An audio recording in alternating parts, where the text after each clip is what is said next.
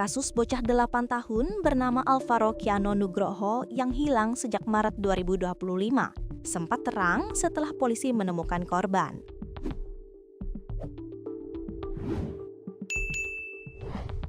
Sayangnya, polisi menyebut Alvaro Kiano ditemukan dalam kondisi tak bernyawa alias telah meninggal dunia. Bahkan, kabar yang beredar Alvaro Kiano ditemukan sudah dalam kondisi tinggal kerangka. Hal tersebut tentu membuat keluarga sangat terpukul. Di sisi lain, polisi juga sempat mengungkap jika terduga pelaku penculikan Alvaro Kiano telah ditangkap. Namun kabar terbaru yang diterima cukup mengejutkan. Terduga pelaku yang dikabarkan merupakan ayah tiri Alvaro Kiano bernama Alex telah tewas dalam penjara. Dikutip Tribun Lampung.id dari wartakotalive.com, keluarga kini mempertanyakan kejelasan penyebab kematian Alex yang disebut-sebut tewas mengakhiri hidup dalam sel di Polres Metro Jakarta Selatan.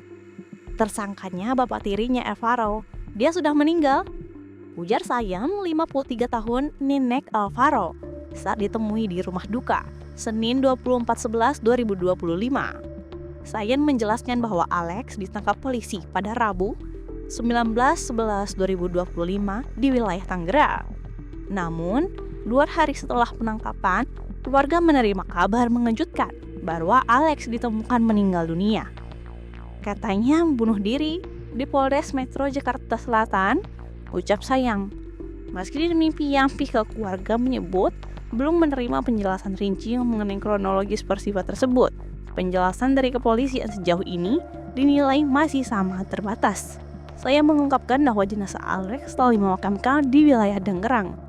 Namun keluarga merasa belum sepenuhnya yakin hal